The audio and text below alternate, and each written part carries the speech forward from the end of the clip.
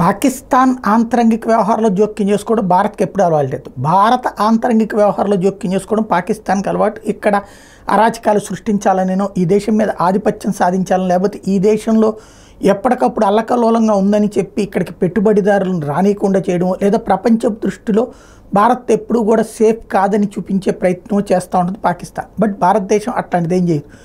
కానీ పాకిస్తాన్ ఎప్పటికప్పుడు గొడవలు నడుస్తూనే ఉంటాయి, వాళ్ళు కొట్టుకు చూస్తుంటారు. దానివల్ల అది అండరెస్ట్ కంట్రీ అని చెప్పేసి ఎవడ అక్కడికి వచ్చి పెట్టుబడులు పెట్టాడు.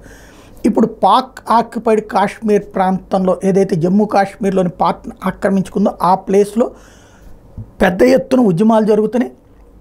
భారత్లో కలిసిపోతామని అడుగుతున్నారు అన్నటువంటిది కూడా ఇంతకు ముందు చెప్పుకున్నాం. ఇప్పుడు ఏకంగా భారత ప్రభుత్వానికి లేఖ రాశారు అక్కడ ఉన్నటువంటి ఉద్యమకారులు, మమ్మల్ని భారత్లో కలుపుకోండి, పాకిస్తాన్ అనేటువంటి దౌర్భాగ్య స్థితి నుంచి మమ్మల్ని కాపాడండి అంటూ. బట్ దానికి అంగీకరిస్తారా లేదా అన్నటువంటి విషయం మాత్రం తేలాల్సినటువంటి అవసరం ఉంది.